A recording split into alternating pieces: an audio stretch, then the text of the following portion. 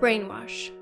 Ideological brainwash. We are probably all aware now of the coddling of the college students all around the world, the safe spaces, trigger warnings, and the notion of jazz hands instead of applause because people might get triggered by the sound of clapping. We probably have all seen the protests that ensue when problematic people try to speak at college campuses. People like Jordan B Peterson, Christina Hoff Sommers, Ben Shapiro, or God forbid Milo Yiannopoulos. Conservative viewpoints are seen as violence in these spaces, these college campuses. This is not news. The social justice church of thought is taking over colleges all over the world, and Sweden is no different. Social justice is taking over media, politics, and of course, where it's the most nefarious is in the school system. In Sweden, it doesn't stop at colleges. It's spreading like a virus throughout school. So where does it all start? Where does it go? And how bad is it? Let's start with preschool. Preschool is really just a different name for kindergarten here in Sweden, and it's approximately from the age of 1 through approximately the age of 6. So let's go and have a look at what they're up to. Lecture for everyone within the teaching faculty in all of Gotland County's preschools. The lecture teaches that traditional gender roles is the first step in an intensive violence pyramid against women. When I was researching for this video, this tweet dropped out of the sky. It showcases 1 out of the 2 obligatory job, environment, and planning meetings for Gotland County's teachers for all of the preschools. The event gathered around 600 educators to lecture them about what the organizers for the event are calling competence training, and where they say to focus on guidance in studies and career. What the whole event actually turns out to be is lecturing all of the teachers about how to incorporate feminism and gender studies into their teaching. Keep in mind that these are preschool teachers. Here are some direct quotes from the program of that event. Hampus Nessvold shines a light on how you can work against toxic masculinity, and Milad Mohammadi tells his story about how it is to be a newly arrived migrant in Sweden and how to work with an inclusive mindset in all education forms. Through further educating teachers in norm-critical thinking, equality, and mutually getting the chance to gaze into the future, we get more kids and students from the preschool and up to be aware of themselves, their environment, and their future opportunities, says Susanne Svensson. Finally, Nina Dune is going to talk about equality, norms, and violence prevention work within the preschool. She is also going to present the next big investment that she is a part of in that county, which is to lead the procedure for teachers on all of the preschools in that county in violence prevention work. So now, who is Nina Dune? That last name that we brought up. She seems to have been given a big role for a new project in the county. She is a feminist with a criminology degree and also a gender studies degree who uses her platform diligently and well. She is in all sense of the word an activist. She has the right education and the right opinion according to the establishment, so she has been invited many times to be the designated expert on TV. One could say that she is part of the public speakers establishment. She is one of those people who makes her living off of lecturing state and municipal-run workplaces and operations. She was also one of the key voices in the Swedish #MeToo movement. So why is an activist allowed so much power? When I asked a source within that county, they told me that Nina Dune had promised to not be political in her work within the preschool. That would prove to be an impossible task for a loudmouth feminist such as her. Nina Dune is unfortunately not the only activist allowed free range within the school system of Sweden.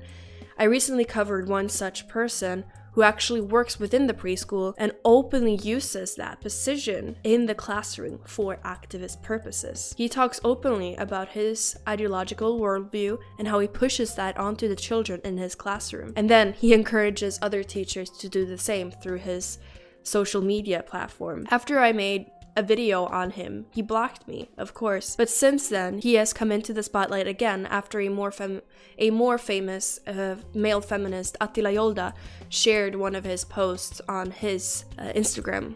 This is the picture which got shared by him. It's a picture of the sign that welcomes the children into his classroom. And this is attached to it. You cannot convince me that this is not ideologically and politically driven. How is this allowed at the preschools? How is this teacher allowed to use his classroom for activist purposes? When I made the video on that teacher, I was dead set on him being the wrongdoer. But whilst researching for this video, I am finding that there seems to be no clear rule that makes that type of activism illegal or even frowned upon. Attila Yoldas, the person who once more brought attention to this ideological teacher, is a beloved male feminist here in Sweden. He has been a writer for one of the biggest newspapers here, Expressen, and he always has the right opinion, of course. He recently wrote a book. I also have that book covered on my channel. It's a book on toxic masculinity, where he nowhere in it points to the positive aspects of masculinity, but scrutinizes men throughout. He doesn't want boys to become men. He wants boys and men to fundamentally change. The book presents no new research and could just as well have been written as a pamphlet, as the pages with actual written content by him adds up to merely 64 pages out of the total of 125 pages. Anyways, I could speculate that he also wants to join the public speakers establishment with Nina Dune. One could speculate that he only wrote that book for that precise purpose, to get work as a public speaker and lecturer. It looks better on your resume to have a book there, obviously. Doesn't matter if the content of that book could be seen as questionable at best. He recently was a speaker at a school in Gothenburg for 8th graders. I reached out to a student at that school to find out that the lecture was in fact obligatory and it was during school hours.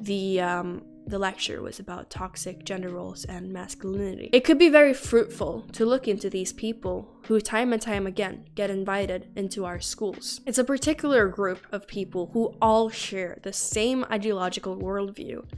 Another example of one such figure would be the notorious feminist Linnea Claesson, who recently got called out for lying about the sheer amount of sexual assaults that she claims to have endured. She is invited all the time and she makes big bucks doing it. Another such person is the feminist Klara Dolk, who speaks on periods and about smashing the patriarchy, obviously. The righteous mindset is the main issue with trying to stop the infiltration of social justice in school. People who buy into the postmodern left-wing ideology can't see the issue with implementing those ideas into school because they fundamentally think that it's the right thing to do. They don't see the political language as an issue, and they don't even perceive the language as politically charged. They are dead set on the existence of a patriarchy, and they are convinced that gender roles are bad.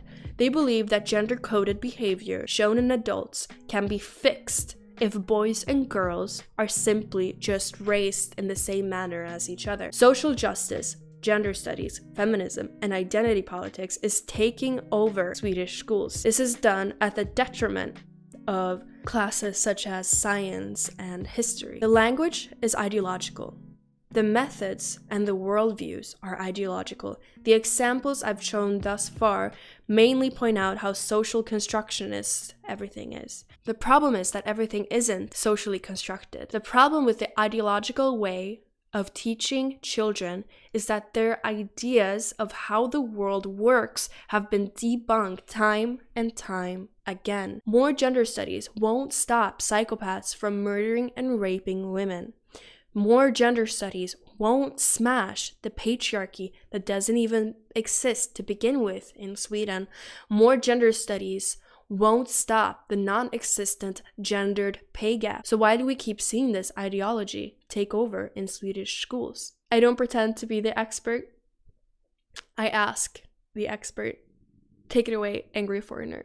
Hello everyone, Angry Foreigner here, and thank you Jen for the marvelous platform. Somewhat simplified, you could say that the core problem with socialism is that even the best of them have to rely on support from more radical leftists to be able to stay in power, as has been the case here in Sweden. Even though the Social Democrats get recommended as some kind of sensible middle ground and a global ideal, they've made sure to cover up atrocities committed by their allies. As a result, 90% of young Swedes have never heard of Gulag. Compare that to 95% being aware of Auschwitz. As much as 40% of students believe that communism actually increased prosperity in the world, instead of just killing 100 million people through incompetence, oppression, and starvation. Many historical facts about Sweden get swept under the carpet. For example, Sweden supported Stalin and his takeover of Lithuania, Latvia, and Estonia. These are North European countries very close to Sweden. You know that saying about too close for comfort?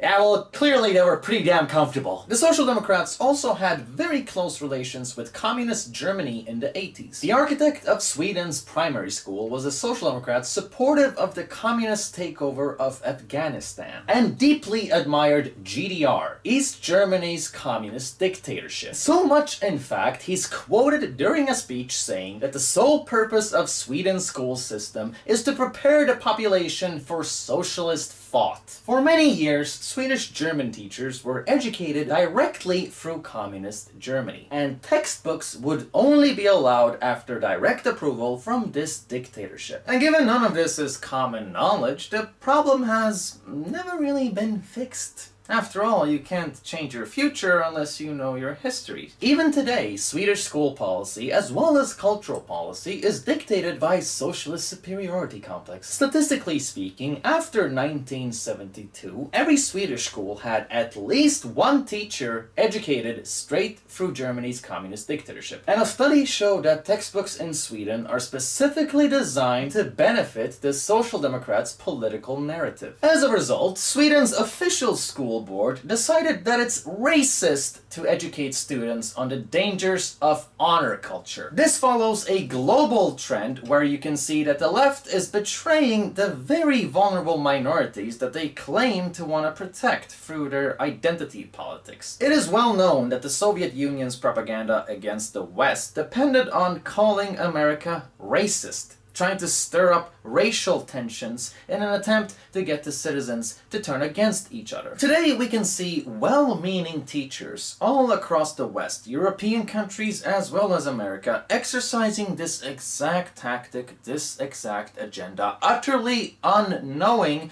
about its origins. This is what KGB agents typically refer to as useful idiots. Soviets use the phrase ideological subversion. What do they mean by that? According to my opinion and opinion of many defectors of my caliber, only about 15% of time, money, and manpower is spent on espionage as such. The other 85% is a slow process which we call ideological subversion. It takes from 15 to 20 years to demoralize a nation, because this is the minimum number of years which requires to educate one generation of students in the country of your enemy, exposed to the ideology of the enemy. In other words, Marxism-Leninism ideology is being pumped into the soft heads of at least 3 generations of American students. Most of the people who graduated in the 60s, dropouts or half-baked intellectuals, are now occupying the positions of power in the government, civil service, business, mass media, educational system. You are stuck with them. They are programmed to think and react to certain stimuli in a certain pattern. These are the very people who would be marked for extermination in this country? Most of them, yes. Simply because the psychological shock when they will see in future what the beautiful society of equality and social justice means in practice, obviously they will revolt. They will be very unhappy, frustrated people. And the Marxist-Leninist regime does not tolerate these people. Unlike in present United States, there will be no place for dissent in future Marxist-Leninist America. Back to you, Jen. The Swedish schools are rotten with ideological brainwashing to the absolute core. I knew it was a problem, but up until researching for this video, I had no idea how far it really had gone. Let's have a look at the actual guidelines for all of the preschools in Sweden. And let me repeat that, all of the preschools. These are direct quotes from the official guidelines, which read more like an ideological creed. Each and everyone who is active in the preschool shall encourage respect for human dignity, individual freedom, and integrity. All humans, equal rights, equality between women and men, girls and boys, as well as solidarity between people. Swedish society's growing internationalization puts high requirement on people's ability to live with and to understand the values that lay in a cultural diversity. Education shall use democratic forms and lay the groundwork for a growing interest and responsibility amongst children to actively participate in society and for sustainable development, both economically and socially, as well as environmentally. Both a long-term and global future perspective shall be in the education. The preschool shall actively and consciously promote all children's equal rights and opportunities, regardless of gender identity. The preschool has a responsibility to counteract any gender-coded behavior that limits a child in their development, choices, and learning. How the preschool organizes education, how the children are met, as well as what is required of them, is all part of what forms their perception of what is feminine and masculine. The preschool shall therefore organize education so that the children interact, play, and learn together, as well as develop their abilities and interests with the same opportunities and with the same conditions, regardless of gender identity.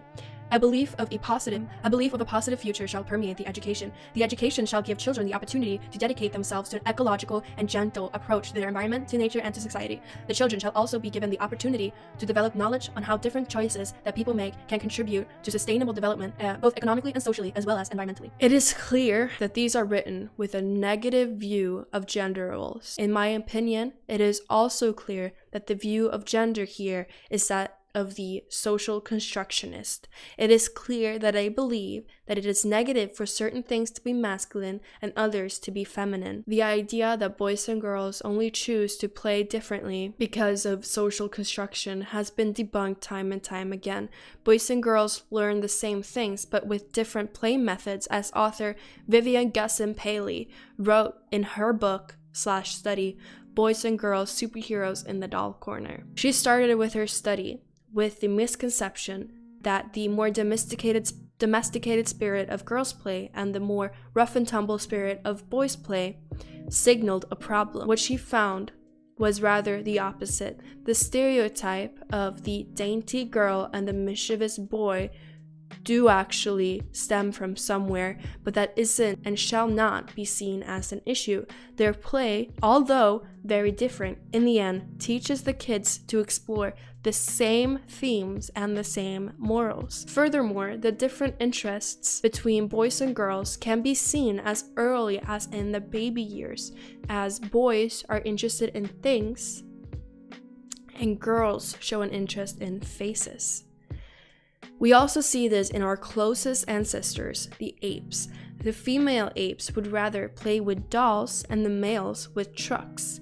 And even if the female apes would only be given a stick out in the wild, they would play with it as if it was a baby doll. This is not inherently an issue. Why would it be? Because the social constructionists believe in an oppressive patriarchy, and they believe the only way that women can be strong is if they embody masculine behavior and positions. This is, of course, not true. Here are some examples of this mindset being used in preschool. This is a quote from a preschool. We also believe that it's important that girls and boys have a name for their genitals.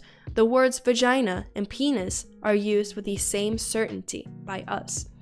In common speech, we as educators use the word buddies instead of boys or girls. We also emphasize that you can have a crush on or be friends with whoever, regardless of gender.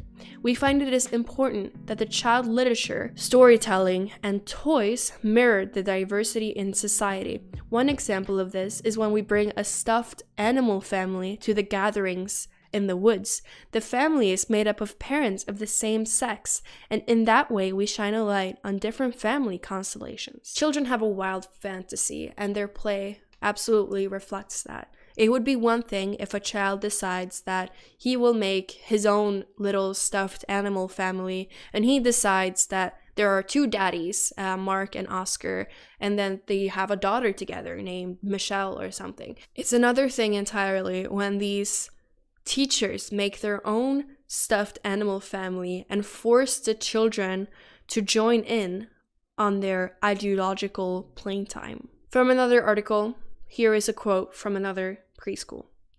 In the box full of books, the titles are chosen with precision.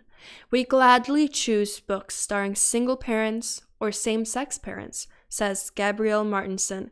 The goal is to offer diversity, but when we have to choose, it's more often than not the traditional books that get rejected. Books with heteronormative families are everywhere anyways. It could be seen as excessive, but we have to always act as counterweights to a gender-segregated and conservative society. The dark-skinned dolls are just the same, except for one detail: the genitals. We don't want to erase the biological gender. It's the social gender we are working with, says Lotta Rajalin. All of these efforts to crush stereotypes risk having the opposite effect, as Klara Dolk, as early as 2014, speculated with her one-year study on one of these preschools. She noticed that the children pick up on what the grown-ups and teachers want them to do and what the norms are. This doesn't seem like freedom to me, rather creating new norms and new stereotypes. And I don't even believe that stereotypes in and of themselves are bad. As both of the examples that I noted from the two different preschools, they point out the importance of diversity in children's books. Here are some examples of such HBDQ certified children's books. The first one reads, I am Tintin and Elsa, both a boy and a girl and everything in between, meant for ages 3 through 6. I am Bella, a girl with a penis, for ages 3 to 6, about a Muslim boy that thinks he's a girl. Einar Askestad, a guest writer for the online paper Det Goda Samhället, wrote an article last year about the transformation of children's books in the last couple of years. He noticed a pattern that is not only of forced diversity, but also something that I find more sinister. Here's a quote. A startling majority of contemporary children's books lack any real light. There's a lack of happiness, vitality, or pleasure. I will here make my case with some book titles. Little Sister is a monster. Lotta is bored, the ugliest teddy on earth, terrified on the playa. The moon can't cope with reading. In the lastly mentioned book, the moon feels both weak and scared after it had been sad for a pretty long time, and the moon cried and cried.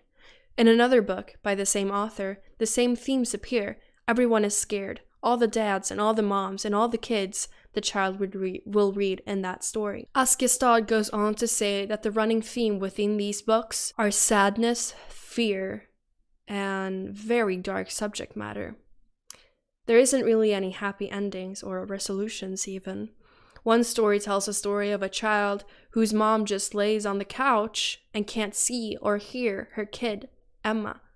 And Emma is hungry and scared, and she's scared that she will drown in her mother's hair. I am hungry, Emma yells, but her mom doesn't hear her. Nobody hears her. Some serious subject matter for kids is okay, and we've seen that before, but it seems to be the norm with these dark books without the wanderlust and adventure of previous generations. Askestad compares these books to the classics by Lennart Hellsing, where down was up and up was down. He states that what once was a genre full of fantasy, creativity, and play now portrays a claustrophobic realism. Askestad further suggests that these modern authors of children's books should really just seek psychological help instead of writing for children. Now pair this not-so-bright worldview portrayed in these children's books with the preschool guidelines that I laid out. Children are now told as young as 1 through 6 about sustainable development and how their individual actions affect the world around them. These postmodernists live in constant fear and hate for the world, and they want to imprint this as early as possible in their young kids, as early and effective as possible. The first 5 years of preschool are not obligatory in Sweden, but in this ultra-egalitarian society of Sweden, it is frowned upon in many circles to be a stay-at-home mom, and as a woman, you should of course want to put your children in preschool as soon as possible, because of course you want to have a career and not stay home with your kids. When your child turns 6, you have to turn them over to school. Homeschooling is illegal in Sweden. It's not like school gets any better after preschool. I think that it's the most sinister when it comes to how early the brainwashing begins. Social justice, gender studies, feminism, and identity politics is taking up increasing amounts of time at the schools. This is done, as I mentioned earlier, at the detriment of other subjects and courses like science and history. My advice to you as a parent in Sweden is to be aware of what your child is learning at school. Take part of the coursework, take part of all of the teachers, parent meetings, and be a pain in the butt for the school. And if there are lectures or entire courses specifically dedicated to gender studies, don't have your child take them because they are religious. If you are a parent anywhere else in the world, be sure to not let your country's school system go in the footsteps of Sweden. I feel that Swedes in many ways have gotten numb to this issue. When I bring it up, I often hear responses like, oh, it's always been like this and there's not much we can do, basically. But we have to keep talking about this and we have to keep criticizing this. Share this video, for example, and also look through the references that I have linked down below and research this topic for yourself. Look into the guidelines yourself and have the conversation with your friends and family about if that's really okay. Thank you so much, Angry Foreigner, for accepting to be a part of this video. If you have not already, I absolutely recommend that you go over to his channel and subscribe. He is one of the OG YouTubers here in Sweden that talks about politics. He is one of the reasons why I am able to have my channel. So yes, he also has a video on this precise topic, so be sure to have a look at that.